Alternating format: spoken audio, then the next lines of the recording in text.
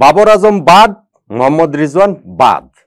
পাকিস্তান তাদের টি-20 ফরম্যাটে নতুন এক পথ চলা শুরু করতে চাচ্ছে, সেটা ঘোষণা দিয়েই সেটা নিউজিল্যান্ডের বিপক্ষে এই 5 ম্যাচের টি-20 সিরিজ থেকেই।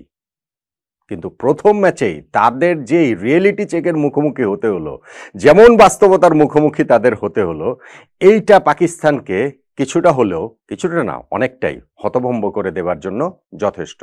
কেননা নিউজিল্যান্ডের বিপক্ষে পাকিস্তান মাত্র 91 রানে অল আউট হয়ে গিয়েছে, তারা 100 রানও করতে পারেনি এবং তারপরে ম্যাচটা হেরে গিয়েছে 9 উইকেটে প্রায় 10 ওভার বাকি থাকতেই।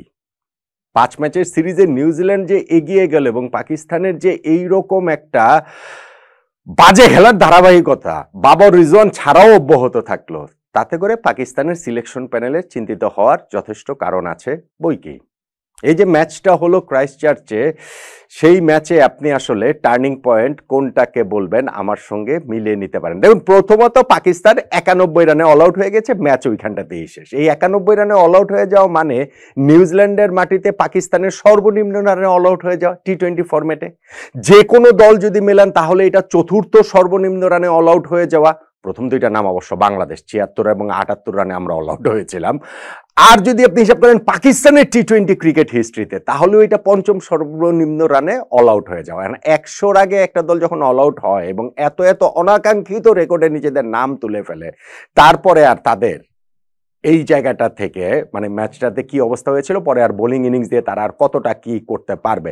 নিউজিল্যান্ডের ওই যে রানটা চেস করতে নেমে তাদের কোনোই অসুবিধা হয়নি। টিম সেইফার্ড এবং ফিন অ্যালেনের ওপেনিং পার্টনারশিপ হয়েছে 53 রানের, যেইখানটাতে 44 রানই করেছেন সেইফার্ড। সেই সেইফার্ডকে আবরার নয় আউট করেছেন, কিন্তু তারপরে ওই রবিনসন এবং অ্যালেন মিলে নিউজিল্যান্ডের জয়টা নিশ্চিত করেছেন 9 উইকেটে এবং সেইটাও জাস্ট ইনিংসের মাঝপথটা পেরিয়েছে মাত্র 10.1 ওভারে। অর্থাৎ 120 বলের ম্যাচে 61 বল খেলে 59 বল হাতে রেখেই নিউজিল্যান্ড তাদের জয়টা নিশ্চিত করেছে। ফলে এই নিউজিল্যান্ডের ব্যাটিং ইনিংস বা পাকিস্তানের বোলিং ইনিংসের জায়গা থেকে টার্নিং পয়েন্ট খোঁজার চেষ্টাটাই অর্থহীন।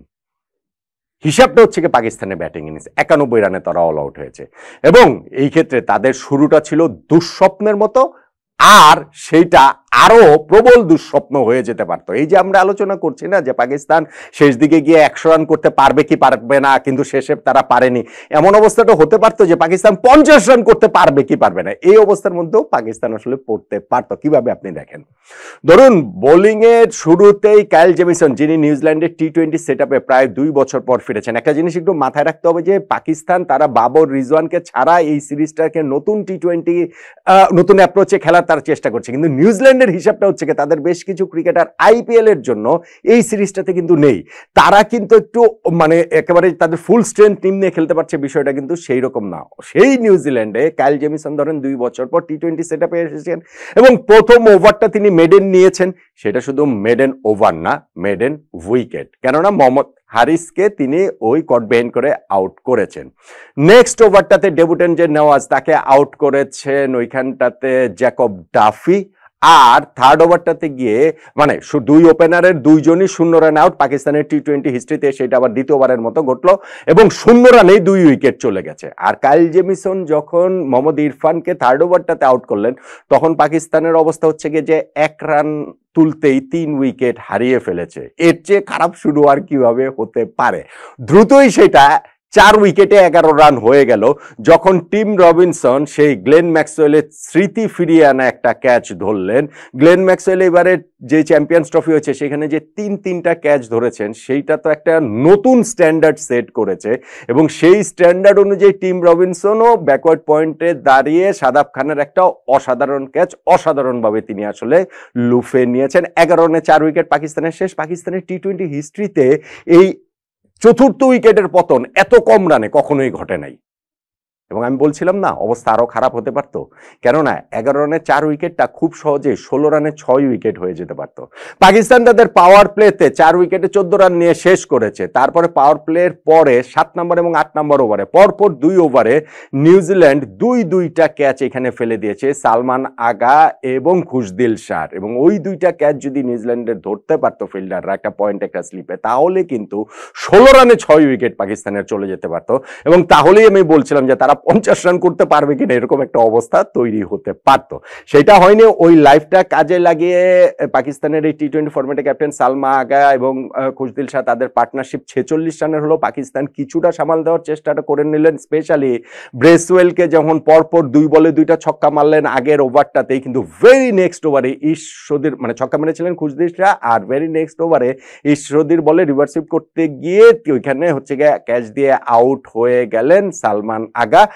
আর নেক্সট ওভারে খুশদিল শাহ তিনি আউট হয়ে গেলেন। ওইখানটাতে হচ্ছে গিয়ে একটা ওভারের জন্য ডাফিকে ফিরিয়ে আনা হয়েছিল এবং সেই ওভারটাতেই উইকেটটা তিনি তুলে নিলেন, ব্রেক থ্রুটা দিয়ে দিলেন। এখন পরপর 2 ওভারে যখন আবার এই 2 সেট ব্যাটসম্যান আউট হয়ে গেল, তখন আবার পাকিস্তানের ওই হিসাবটা চলে আসলো 100 তারা করতে পারবে কি পারবে না।